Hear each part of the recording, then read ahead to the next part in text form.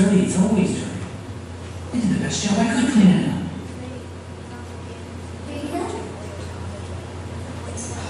Thank you. Done right the first one.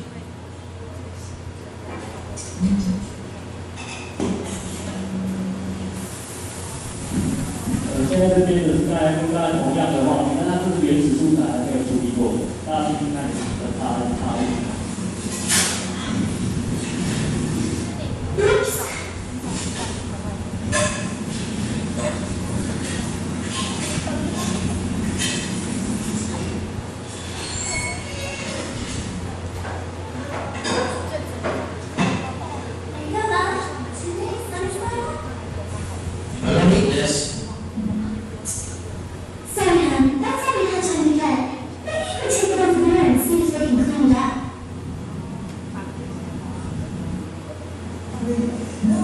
Can't you just take this back and give me a good fresh plate? Oh no, you don't have time for that. We're on a deadline. You know, short schedule. We did the best we could. Don't worry though, we can fix it all in post.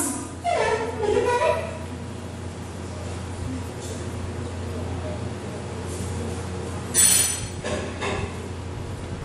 More coffee? Alright.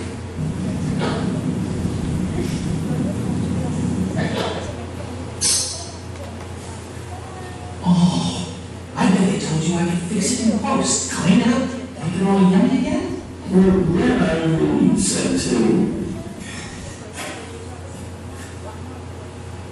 There we go. That'll be $50. I'm not eating this. That's the best I can do. Once it's dirty, it's always dirty. I did the best job I could cleaning it up. Now, if you'll excuse me, I've got something to take care of. There you go. Thank you. You're welcome. Done right the first one.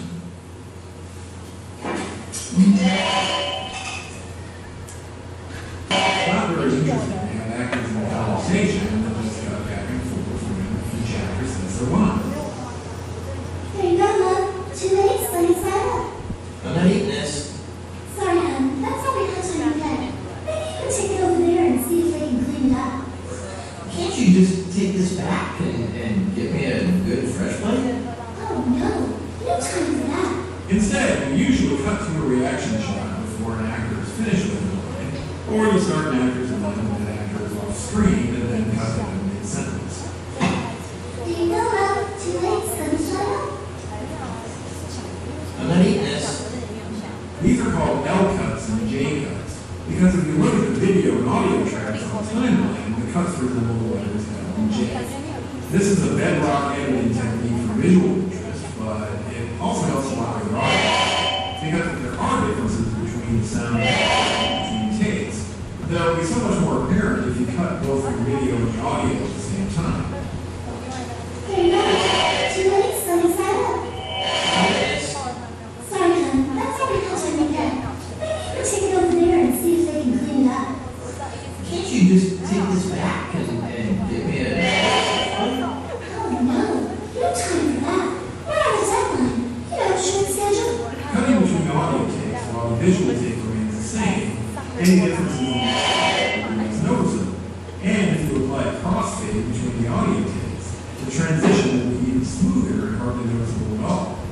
Even better, sometimes you can use dialogue recorded in one take in place of the audio recorded in another, like in this over-the-shoulder shot. If you can, there will be no break between the audio takes and no audio difference at all between the visual takes. You can't get any smoother than that. And give me a good fresh plate? Oh no, no time for that. We're on a deadline. You know, short schedule. We did the best we could. Don't worry though, we can fix it all in post. You know, make it better. When you start looking at your audio edit, the first thing you're probably going to look at is the levels. You'll usually notice straight away that your actors may not be speaking at the same volume level, so you'll want to even that out. If you've recorded the audio with a nice fat signal like Barrett is saying, you should have plenty of volume and you can lower the volume level in the dialogue with no problem at all. And the cool thing is, when you do that, you'll really see where your low noise floor comes in handy. The more of the difference between the noise and your actor's voice, the more the noise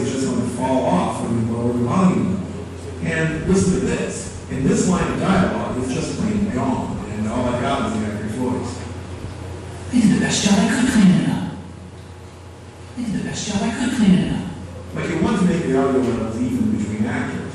If they're having a normal conversation, you don't want one to the other. Here's where you use one of the most useful tools which comes with most NLEs, the levels meter. Here you can tell exactly how loud your actors' voices are. You can apply in your ear alone. Your ears may not be telling you the whole story. If you watch the levels meter, you'd be sure that your actors' voices are the same level. And besides, the film probably isn't just one scene, right? You may be working in one scene at one time, working on another the next day or the next week. And if you rely on your ears alone, how are you going to know if your volume levels in this scene today are matching the levels in another scene later on? You don't want the dialogue in one to be louder than the other. One is consistent throughout your film. Your meters will help you to know you're doing this. Dialogue should normally stay somewhere between -9 and -15 decibels. Peaking at -9 and averaging about -12 for normal conversational dialogue. Some dialogue warrants going higher or lower, but again, watch your levels. If you're high into this yellow range, you're pushing clipping the top of your audio. At -3, you're in danger. For quieter dialogue, lower than -20 and you risk the audience not being able to hear the words clearly. In a perfect situation, once you've evened out your levels, you'll have a dialogue track where all you can hear is your actor's voices at a nice strong level. But that rarely happens in the real world. You might be able to eliminate all the background noise for lines where the actor had a particularly strong voice and was in a particularly quiet room, but more likely you'll end up still being able to hear some of the dialogue. Not too much if you record it well, but still a little. Or maybe one of your actors was just quieter than the other and you couldn't drop the noise floor off as much. Or maybe there's an air conditioner sound in one take and not another. Or maybe, as is often the case, you've got good dialogue in the middle of the noise floor and crossfading the audio. But there's an unwanted noise between the lines, like barking, or something that doesn't really have dialogue, but you still need to take it out. You need to make a gap in your soundtrack where that sound was, and the audio track drops to silence there. Or maybe you have an insert where there's no sound at all. Either way, you'll have these gaps that you'll be able to hear. Maybe you can take it over there and see if they can clean it out. These are all cases where you'll be glad you recorded rooms, because now you have some ambient sound to fill in the gaps. And you can use it in a number of ways. You can take it under your whole track to pick up gaps, or you can chop it up and insert it where the gaps exist, making sure to crossfade into and out of existing clips. When you do, the gaps will disappear, the insert shots will feel like part of the scene, and you'll have a truly smooth dialogue track. Maybe you can take it over there and see if they can clean it up. It can be used for other reasons too. If you do have dialogue where one actor's lines have noise, or if you were able to push the noise floor lower for one actor and not another, then you can use the room tone to fill in the same type of background voice for the other actor. You are always the right. Well, You know anything? please forgive. Sure. You lay in a room tone under that actor's line's order, or if you lay that room tone under the scene, you drop the volume of the room tone under the dialogue that has the noise. If you don't, you'll still have the same uneven noise in the scene because the noise will be twice as loud in that actor's dialogue. You are always the right. Well, You know anything? please forgive. Sure. You are always the right. Well, You know anything? please forgive. Sure. You can also use the room tone creatively. You might find that even if you were able to eliminate all the background noises, the audio might not sound quite true to life. Because even though we go through a whole day never noticing the ambient tone in the rooms we're in, if it were suddenly gone, we'd definitely notice. Not bad. Thank you, sir. You can't hear me. Thank you, sir. Said you can't hear me. Sir? Sir, How do you expect to report great audio